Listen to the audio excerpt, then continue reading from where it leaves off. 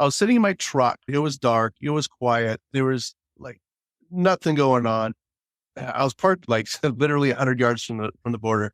And I'm parked right there and just kind of chilling out. And I'm listening to the radio, AM radio. This tells you how long ago it was, sitting in my Bronco.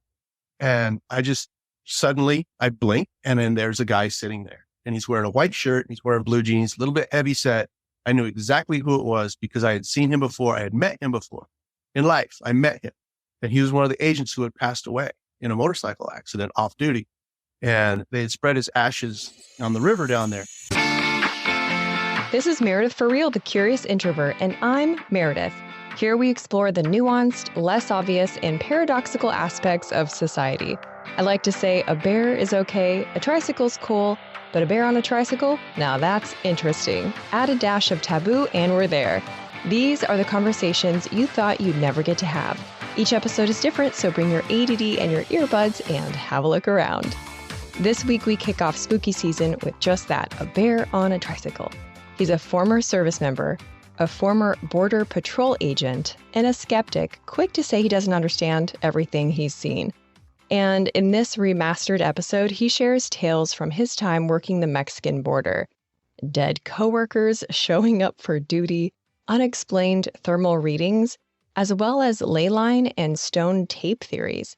He also shares some tales from the living, the unlikely characters he's captured crossing the border. And if you end up liking this episode, you'll also like the one I did with Hawaiian culture ambassador and legendary storyteller Lopaka Kapanui about the haunted tales of Hawaii. That's episode 159. And lastly, if you've enjoyed a couple episodes of the show, it would be so awesome if you could tap those stars on the Apple Podcast app. I know leaving a full review can feel like the essay assignment you didn't ask for, so don't worry. Just leaving a star rating helps a ton. All right, friends, keep it curious. Here, haunted corn maze, haunted house, haunted cemetery, all places you might visit if you enjoy the spooky. But what about a haunted border? The Texas-Mexico border is a unique place. Its harsh landscape is filled with dinosaur tracks and fossils, but the Ysleta community of El Paso is also known for its paranormal activity. My next guest grew up as far away from the supernatural as you can imagine. After graduating high school in Montana, he served 13 years in the Air Force as a mechanical flight engineer and field artillery surveyor until he became a U.S. Border Patrol agent in 1998. It goes without saying that he saw lots of things over his 23-year career, but it's the ghost stories that really stand out. Today, he's going to give us a seat at his virtual campfire and share some of his encounters. From engineering to ghost telling, the El Paso ghost magnet, detective for the deceased, Leon Baker. Thanks for being on the show. You're welcome. Happy to be here. I was really surprised by just how many incidents there were at the border, how common these stories were. Do you have any theories as to why the border has so much paranormal activity? It's odd. You got these things they call ley lines, and I don't really buy into the ley line theory too much, but they say that based on where these lines lie across the globe, those areas are more of a hot spot for paranormal activity, paranormal incidents, the supernatural. We're nowhere near any real ley lines. I'm pretty sure the ley lines are just built for map making and stuff like that. They're not really something that exists on the earth. I'm going to get somebody's going to throw something at me, I'm sure, right now.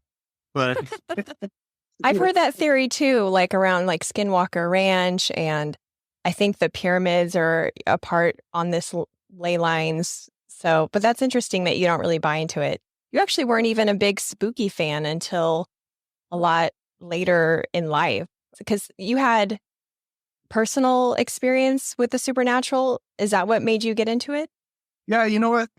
Real quick story is that when I was a child, I was staying with some friends in Kansas at this little farmhouse, and they said, "Hey, let's go in this room. We're going to play this cool game. We're going to shut off the lights, and we're going to lock you in this room." Oh my God. And it happened to be what they used to call the coffin room, where they would keep the the deceased during the wintertime until it was unheated, so it refrigerated the body, Oh my and gosh. all these old farmhouses had this until the ground was thawed out enough so they could put them in the ground. So that was this room, but for them, it was just storage. And they said, you're going to go in this room and you're going to hide in this room. We're going to shut off the light. We're going to lock you in there. It's really fun. But they were like, hey, let's mess with this guy. And they said, it's really fun because the ghosts drag the clothes between your feet. And I said, hell no. And nowadays I'd be like, yeah, that'd be cool. But no, my real first experience that was in a hangar at Hickam Air Force Base in Hawaii. It had been hit by the Japanese attack. So there was bullet holes, shrapnel holes, all kinds of damage to the hangar that you could still see from December 7th, 1941. And Wow. inside there, you could hear people walking around and talking. I could hear people humming a tune, What? doors opening and closing. You could hear it. I mean, you could hear as if there were probably about 4 or 5 people in the hangar with you. When that happened, it was usually late at night and I was alone. That was it. I was me. There was nobody else in the hangar. I figured out it was residual. I didn't know what residual meant, but I was looking at one of the doors that between the hangars, like the sides, and I'd hear it open and close by itself. It's probably 4 o'clock, 3 o'clock in the morning. And I hear it open and close by itself. And I was staring right at it. And I was like, that thing didn't move. Oh, these are just echoes. These are just like supernatural echoes of people in the past. That's all that is. So it really didn't freak me out. After that, I just knew that it was just sound.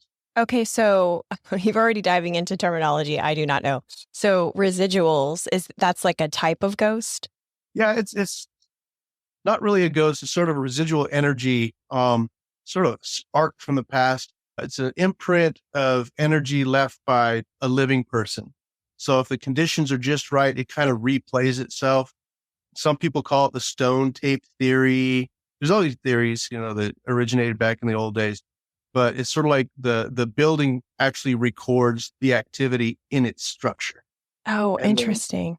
Yeah, it's like a record player, and you put the needle on the record player, it plays the music. Just like this, if the conditions are right, the electrical conditions, the atmospheric conditions, maybe the earth itself, when all that stuff is just right, it replays this activity that took place 500 years ago, 1,000 years ago, whatever it is.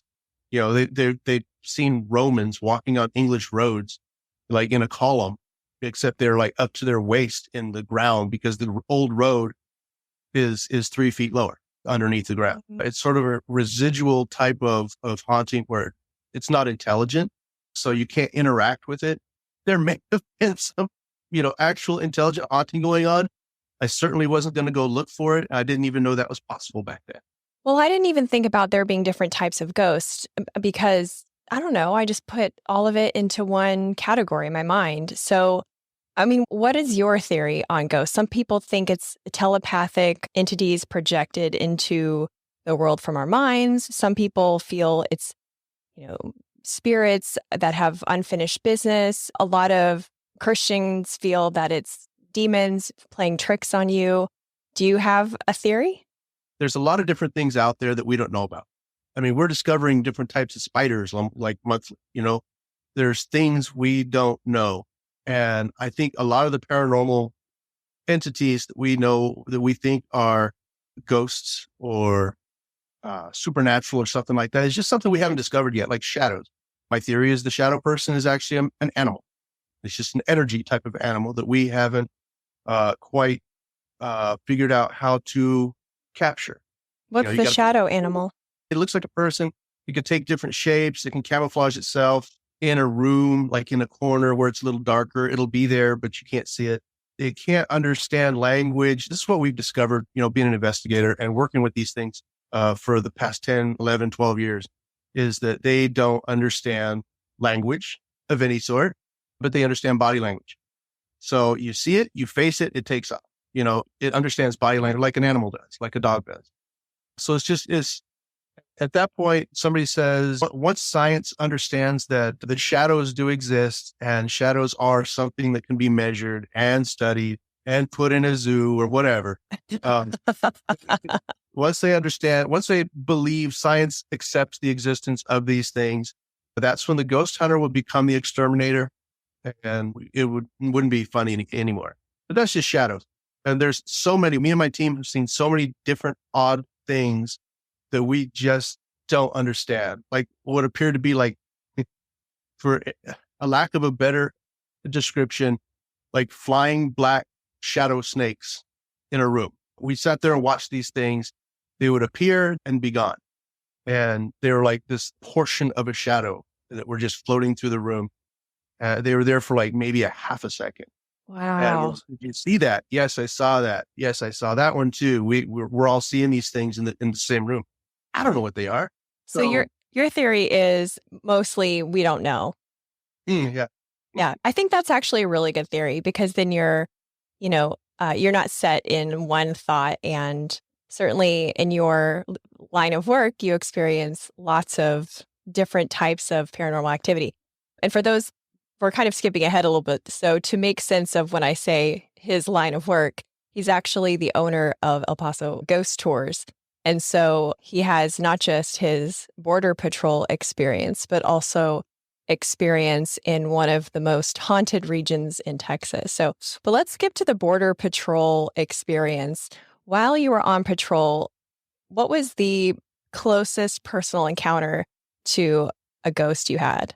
I was sitting in my truck. It was dark. It was quiet. There was like nothing going on. I was parked like literally 100 yards from the border, and I'm parked right there and just kind of chilling out. And I'm listening to the radio, AM radio. This tells you how long ago it was. Sitting in my Bronco, and I just suddenly I blink, and then there's a guy sitting there, and he's wearing a white shirt and he's wearing blue jeans, a little bit heavy set. I knew exactly who it was because I had seen him before. I had met him before in life. I met him, and he was one of the agents who had passed away in a motorcycle accident off duty, and they had spread his ashes on the river down there. And I turned to look at him like, what are you doing in my truck? You're dead. You're not supposed to be here. And I spun around really fast and my heart rate just was going through the roof. I can't say I was panicked, but I was adrenalized. And I just threw it in reverse and I backed out of that dark area and I took off down the street. And I decided I wasn't going to set myself up in that spot anymore. I'd rather see somewhere else. And for some reason, during my entire 23-year career after that, I never parked there again. Yeah, I don't blame you. The location had nothing to do with what happened, but I just couldn't bring myself to park there again. Even though I've had, terrifying experiences later on. This was kind of a friendly one, Right. That was kind of friendly. If it felt like he was messing with you a little bit or just popping in to say hi, here to hang out with you. Did you know him personally? I met him a few times. He was one of the guys. He's a lot more senior to me. When he passed away, I had like a year maybe in the patrol. So I had only seen him a couple of times. He was on a different shift than I was, but I'd crossed paths with him, caught a ride with him now and then in one of the vehicles at work, and that sort of thing. Chit-chatted with him a little bit. He's a really good guy. It's a huge loss to see him go. But I wasn't like close personal friend, but I knew exactly who he was. And many of my friends, many of my coworkers have seen him also. Seriously? Yeah. In the same way, popping up in the passenger side of a truck? Oh, yes. Oh my gosh, he has an MO. Yes. One guy saw him a different way, and he had to admit he was starting to nod off a little bit. And he was real close to the river, which that's kind of dangerous. And so the agent, the spirit agent, he pops up in the passenger window and he says, "Don't trust him," and nods like that.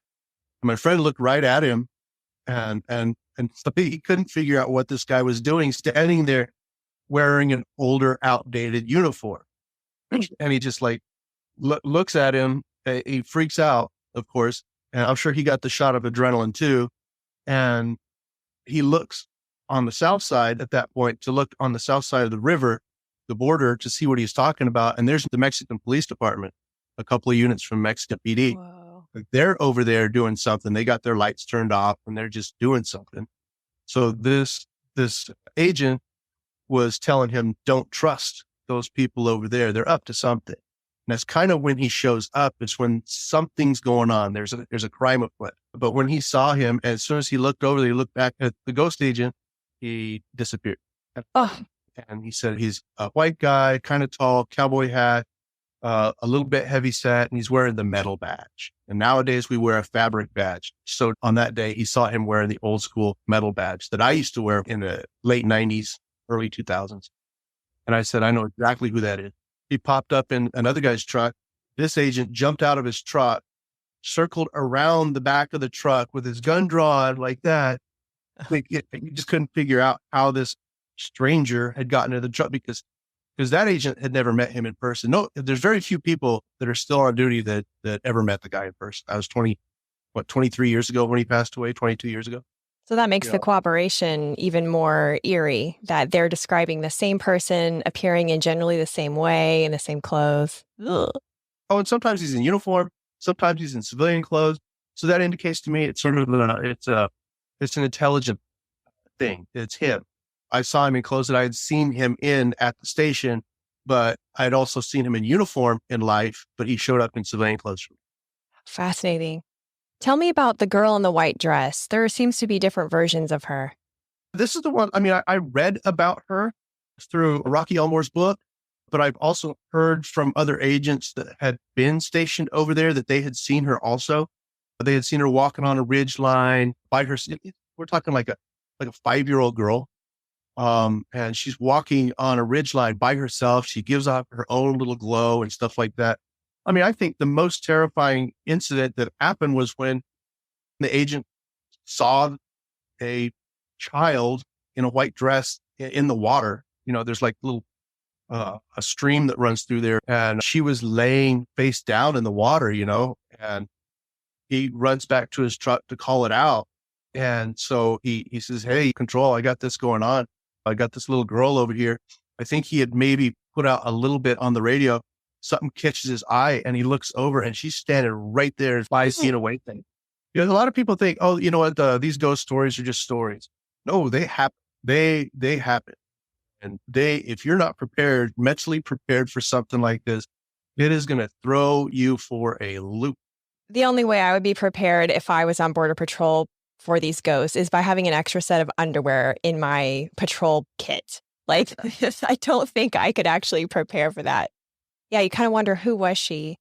That area is pretty popular for migrants coming over and coyotes bringing groups of people over. And a lot of people die in that area from thirst or mountain lions or murder. Did you ever have conversations with the people that you apprehended at the border?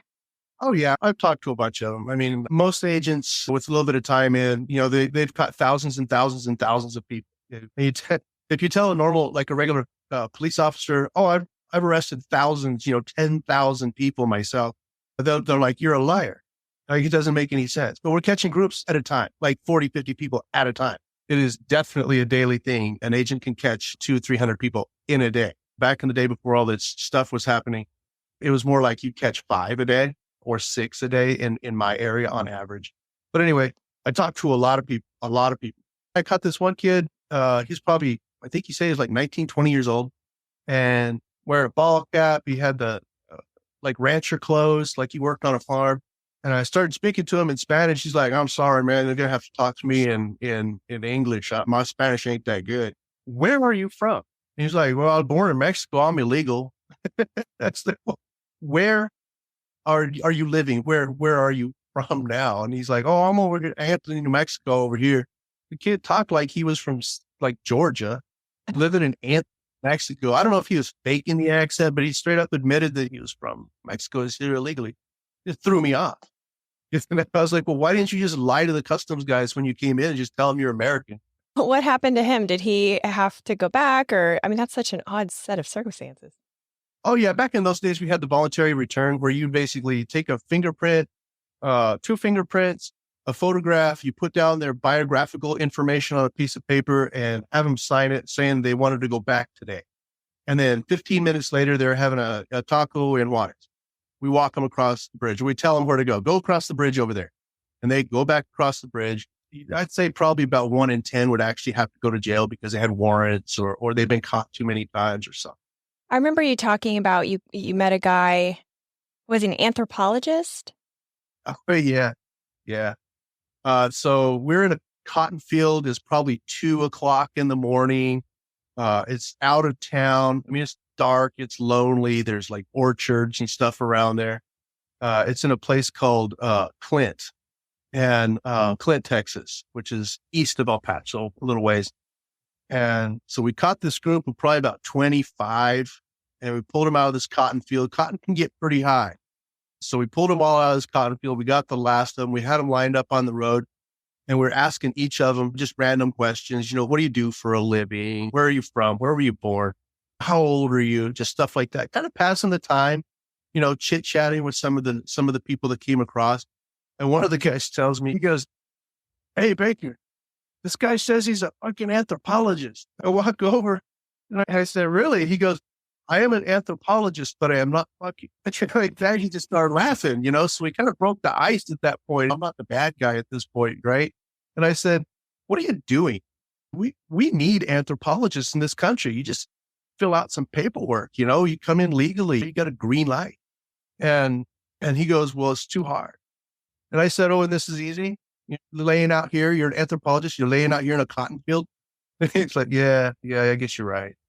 I've caught doctors. I've caught one of those guys that put the braces on people. Orthodontists, yeah. Orthodontist. Because him and his family, he didn't have braces, but the wife and kids all had braces. And I was like, well, he's not lying. Hey, Curiositors, just a quick pause to show gratitude to our sponsors and give you some special deals. My husband and I have been using Liquid IV since 2019, and we love it for staying hydrated during these hot August days when we're milking the last drops out of summer. I just tried the watermelon flavor, and it might be my new favorite. It's tied with strawberry lemonade. And I love that we don't have to pack extra bulky drinks, just a little packet that we can easily put in a water bottle, and it has 3 times the electrolytes of traditional sports drinks. Get 20% off when you go to liquidiv.com and use code CURIOUS at checkout. That's 20% off anything you order when you shop Better Hydration today using promo code CURIOUS at liquidiv.com. Don't pick another boring venue for your next work event. Check out one of the Pensacola Historic Trust's 12 museums. If you watch the show on YouTube, you see the beautiful backdrop of Trader John's, the exhibit where I record the show inside the Pensacola Museum of History. Booking an event with the Trust will not just be memorable for your guests, it will support the efforts to keep Pensacola's historic charm preserved. And if you're planning a trip here and need an indoor activity option, pick up a ticket in person so you can show the agent one of my emails and get $2 off an adult ticket. Learn more at historicpensacola.org. Summer is winding down, but the mosquitoes are not, at least not in the southern U.S. I've been using Insect's mosquito service since 2019, and they continue to impress me. They guarantee their work, and pollinators are always top of mind. If you're hoping to enjoy some porch time when the weather does cool down, get on their schedule now so you're not run off by the mosquitoes. If you're in the Florida Panhandle or the Gulf Coast of Alabama, give Insect a call, ensec.net. Now back to the show. Remember to stay till the end where I give you a sneak peek of next week's episode. So I always thought when I heard these stories, usually from the news or whatever, like, why don't people just do it the right way? I mean, like you said, why would they make it so hard? And I don't know. I didn't realize I had no concept of what the immigration process was. And I had a Canadian friend at the time that I saw probably about twice a week. So I had a chance to get regular updates from her. And her immigration process was brutal and expensive. And she always had to backtrack and drive like faraway places to meet in person at an office to do something. And it was, and she was even married to an American, and it was just insane. And she would be like, "Oh yeah, you're going to be official in like a couple weeks," and then something would happen. And I mean, I feel tired just thinking about it. Have you learned more about the immigration process that you didn't know since being a Border Patrol agent? Well, yeah, kind of. I mean, they gave us these books. Oh my gosh. This is the old process. For those listening and not watching, he's holding up a 3-inch thick book. 3-inch thick. The immigration law book. It is officially 1,976 pages. 1,976 pages of laws that during my academy days when we had to learn most of it, and it's a mess. It's a mess. We get people, by the time they got to us crossing the river the wrong way, and we roll their fingerprints and something would come back in the system. Occasionally it would be that they got denied. Occasionally it was because their name was misspelled somewhere and it got denied, and then they just get frustrated. I caught a family one time, and they said, "What are you guys doing? Why are you guys crossing?" And they said, "We want to go to a wedding up in, Socorro, Texas, which is right there. We're Right. trying to go to a wedding today." And I said, "Well, you can't do it like this. You got to go over the bridge." And they're like, "Well, this is the only way we know how to do it." And so it's the mom and the daughter and like a kid.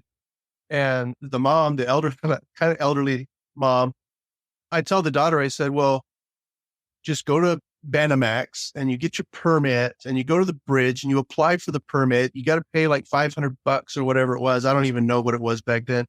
But I said, "It's not that hard to get a visitor permit for a day. And you come up, you can go to the wedding, and then you go back home." And the mother just glares at the daughter because the mother feels so embarrassed to be caught like a common peasant crossing the river. Oh And my gosh. I imagine Thanksgiving or whatever, not Thanksgiving, I guess, but I imagine the Christmas dinners at that household were probably not quite as friendly anymore after that. Yeah. Yeah. I would imagine. That is insane. I also imagine that the equipment that Border Patrol is using for surveillance is top notch, like night vision and thermal sensors. Has it ever recorded something that wasn't visible by the naked eye? Many, many times. Many times. So we used to use this one thing. We called it the Johnny Five because of that movie Short Circuit. It looked like that robot Johnny Five. It's got the little lenses like this, so you basically hold it up and it's a FLIR called a recon. They're like $100,000 unit. And here we are, rough Border Patrol agents with these things, Always $100,000. But this thing has the ability to snap pictures like a digital camera with a lot of other things that I can't talk about that it can do. So he's looking at the border fence and he sees what appears to be a hot spot on the fence. It looks like a body climbing the fence. So he snaps a picture. I don't know why, but he snaps a picture and he goes racing over towards it. And he gets kind of close to where he thinks it was. He can't see it with his flashlight. So he uses the FLIR again and looks up. It's still there. And so at this point, he's like, "Wait a minute, something's wrong. Something's different." And he snaps another picture. And so I saw the two pictures. And what it was sort of an oval, about a 6-foot oval attached to the top of the fence, sort of like a person climbing the fence. Okay. But it wasn't hot. It wasn't a heat signature. We realized that it was backwards, that it was actually a cold signature. I don't know, 60, 55, 60 degrees outside. And this thing was a lot colder. I have no explanation. The fence is made of metal. If anything, it would be giving off heat. I don't understand why it would be giving off a stationary spot of cold that big and that cold. I don't know. Other times, I was in the camera room and we saw a guy come. Actually, I was outside at that moment, but they saw a guy come across the river and go into a bush. And I walk in the camera room and I said, "What's going on?" And they said, "We got a guy. He just came across. He's hiding in that brush right there." Bush. I said, "That's an awful small bush to be hiding in, but okay." But you can see the heat signature. It was significantly more warm than everything else around it. And so they call the agents. The agents move in, they use their flashlights, and they're looking for sign, which is footprints. So they're looking for footprints. And let me tell you, we can track some people. The smallest thing we know that somebody's been there. And they're like, "We got nothing." And we're like, "Go take a left. Go to the left. There's a bush there. Go into he went in that bush. He disappeared in that bush." And they walk around the bush. And that's when you start realizing how small the bush is. It's maybe 3 feet tall, maybe 2 feet across. And you can see the agent behind it, like a little piece of sagebrush or something. It's not possible for a person to hide behind it. And the guy just disappears behind it as if he was hiding, like he dropped into a hole. That's Baffling. crazy. Oh my gosh. So, I mean, You have this huge collection of these stories, and you're very open in telling them. Generally, are other Border Patrol agents fairly open to, they come back to their break room or to be switch out their shift and they share these stories freely? Or is it something you kind of keep on the down low until you retire? A little of both. So people have realized that I was a good, I guess, somebody to talk to about that sort of thing because they know I'm legit. I'm not faking stuff. They know that I'm not going to sit there and make fun of them or anything like that, call them crazy. And so a lot of these guys tell me a lot of things that happen to them that they won't tell other people. They'll tell me. So they tell me a lot of things. And I've heard some terrifying things. I've heard some things that I just don't understand. And I know they're not nuts. They're not mentally ill in any way.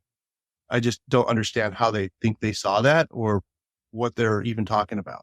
I mean, we are very used to ghost stories here in Pensacola, Florida. This town was first colonized in the 1500s, and they used to report our ghost sightings in the newspaper because there was that little going on. And so we have lots of stories of ghosts that are documented from in the past, but also it's pretty common to report these things. But it's as, in current day. But even with that in mind, it feels like the border is just a little special.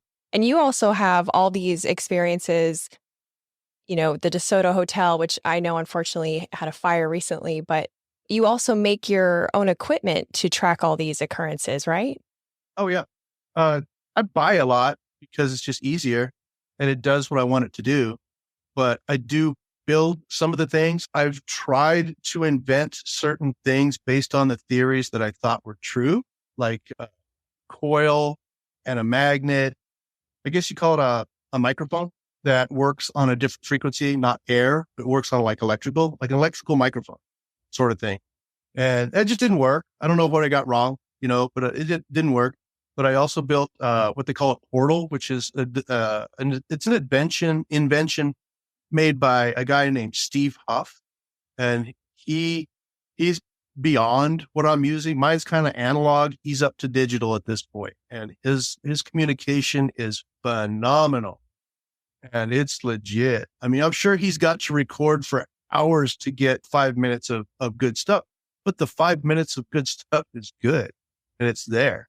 What I use is basically like a portable guitar speaker with guitar pedals that are attached to it. It's a noise reducer and plus a reverb.